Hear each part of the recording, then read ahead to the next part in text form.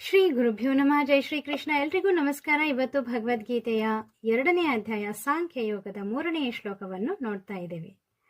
3ನೇ ಶ್ಲೋಕ ಬಂದು ಕ್ಲೈಂಬೆಮ್ಮಾಸ್ಮಗಮಃ ಪಾರ್ಥ ನೈತತ್ತೆಯುಪಪದ್ಯತೆ ಕ್ಷುದ್ರಂ ಹೃದಯ ದೌರ್ಬಲ್ಯಂ ತೆಕ್ತೋತಿಷ್ಠ ಪರಂತಪ.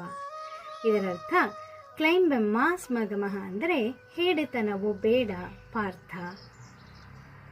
ನೈತತ್ತೆಯುಪಪದ್ಯತೆ ಅಂದರೆ ಉಪಪದ್ಧತೆ ಅಂದರೆ ಇದು ನಿನಗೆ ಸರಿ ಹೊಂದುವಂಥದ್ದಲ್ಲ ಅಂತ ಕೃಷ್ಣನು ಹೇಳ್ತಾ ಇದ್ದಾನೆ ಅರ್ಜುನನಿಗೆ.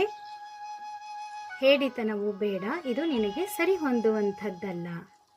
ಕ್ಷುದ್ರಂ ಹೃದಯ ದೌರ್ಬಲ್ಯಂ, ಅಲ್ಪವಾದಂಥ, ಕ್ಷುದ್ರ ಅಂದರೆ ಇಲ್ಲಿ ಅಲ್ಪವಾದಂಥದ್ದು, ಅಲ್ಪವಾದ ಹೃದಯ ದೌರ್ಬಲ್ಯವನ್ನು ತ್ಯಜಿಸಿ, ಉತ್ತಿಷ್ಟೋ ಎದ್ದೇಳು, ಮೇಲೇಳು, ಪರಂತಪ ಶತ್ರುಗಳಿಗೆ ಭಯವನ್ನು ಉಂಟು ಮಾಡುವಂಥವನೇ, ಶೂರನೇ, ಧೀರನೇ, ಅಲ್ಪವಾದಂಥ ಹೃದಯ ದೌರ್ಬಲ್ಯವನ್ನ ತ್ಯಜಿಸಿ ಮೇಲೇಳು, ಹೇಳಿತನ ಬೇಡ, ಇದು ನಿನಗೆ ಸರಿ ಹೊಂದುವಂಥದ್ದಲ್ಲ ಅಂತ ಅರ್ಜುನನಿಗೆ ಶ್ರೀ ಕೃಷ್ಣ ಪರಮಾತ್ಮನು ಹೇಳ್ತಾ ಇದ್ದಾನೆ.